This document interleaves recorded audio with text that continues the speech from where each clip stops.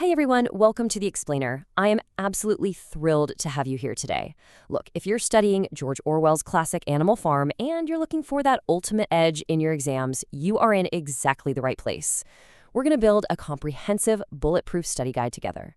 We're taking all the core themes, the context, the major plot points, and we're just distilling them right here so you can absorb exactly what you need to know. Okay, so here is our game plan for today. First up, a quick plot overview. Second, some essential Tier 2 vocabulary. Third, we'll dive into chapters 1 through 5, the rebellion. Fourth, chapters 6 through 10, the betrayal.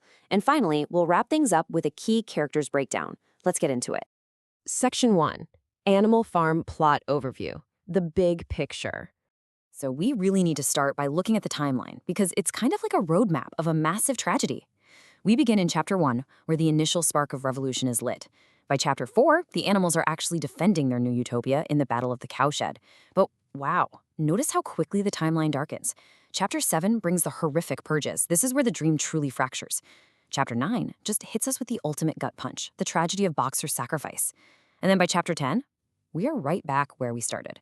It's a tragic return to the oppressive status quo of Manor Farm. Keeping this arc in your mind is absolutely crucial for tracking how power corrupts over time. Moving right along to Section 2, Essential Tier 2 Vocabulary, or as I like to think of it, the language of power. To really analyze this text, you need the right words. Notice how perfectly the term usurp applies to the mechanics of the novel. It basically means to seize and take control without any real authority, and usually by force. And honestly, this is exactly what Napoleon does. He doesn't win an election, right? He usurps power from Snowball by using those terrifying, specially trained dogs. Next up is autocracy. This is a political system governed entirely by a single individual who possesses absolute unchecked power.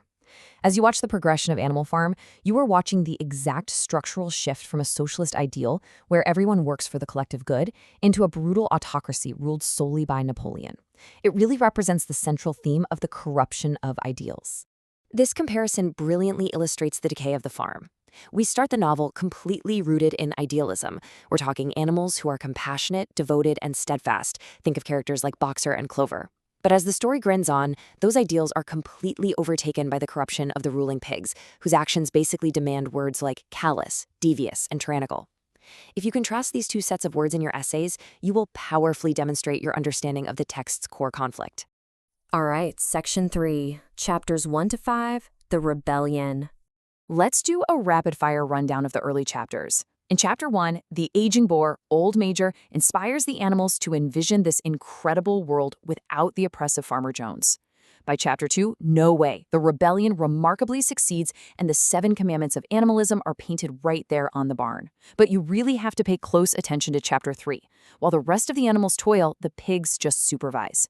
And that milk? It mysteriously disappears into the pig's mash. The theme of class stratification begins right here. The cracks are already showing.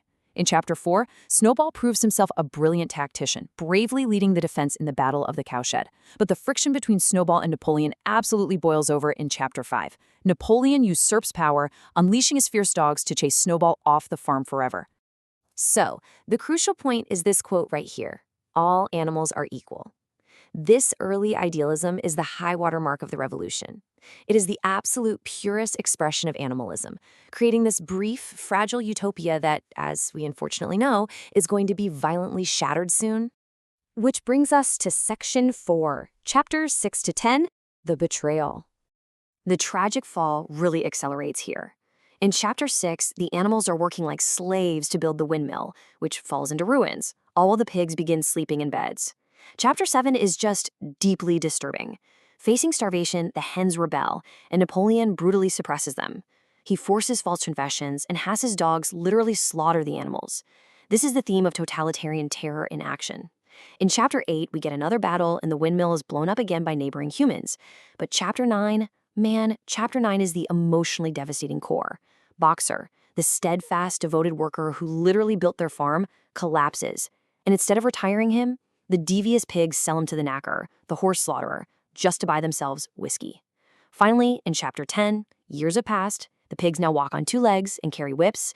Just consider this massive quote. It reveals exactly how the original foundational law of the farm has been completely corrupted. All animals are equal, but some animals are more equal than others. The pigs have twisted the very language of the revolution to justify their own callous autocracy. It's a brilliant, chilling manipulation of truth. And this image perfectly cements Napoleon's transformation in Chapter 10. By walking upright and holding a whip, he has physically and symbolically become the exact human tyrant the animals originally overthrew. Okay, final section. Section 5. Key characters breakdown, the allegorical mirror. Let's start with Old Major. Remember, Orwell wrote this text as a direct allegory for the Russian Revolution, and Major is the philosophical spark. He represents the historical figures of Karl Marx and Vladimir Lenin. He embodies the genuine desire for freedom from the tyranny of capitalism and monarchical rule, basically planting the seed of the rebellion before passing away. Now let's rapidly break down these other allegorical counterparts side by side. Napoleon represents Joseph Stalin. He's tyrannical, callous, and devious in his consolidation of power. Snowball represents Leon Trotsky, brave and tactical, sure, but ultimately politically naive to Napoleon's ruthlessness. Squealer is the Soviet press and propaganda machine, eloquent but entirely manipulative, twisting reality to suit the regime. Boxer represents the proletariat, the working class, devoted and steadfast but tragically exploited. And finally, Molly represents the bourgeoisie, spoiled and egocentric. She completely abandons the revolution for material comforts. Make sure you use these exact analytical traits in your essays. I want to leave you all with this final, really provocative thought from the closing lines of the novel. The creatures outside looked from pig to man, but already it was impossible to say which was which. How are you going to interpret this in your exam? Think about the cyclical nature of power. Think about how quickly idealism decays into oppression and how history so often repeats itself. Use the timeline, the vocabulary, and the allegorical links we've discussed today to craft a truly spectacular analysis. Thank you so much for joining me for this explainer, and best of luck with your studies.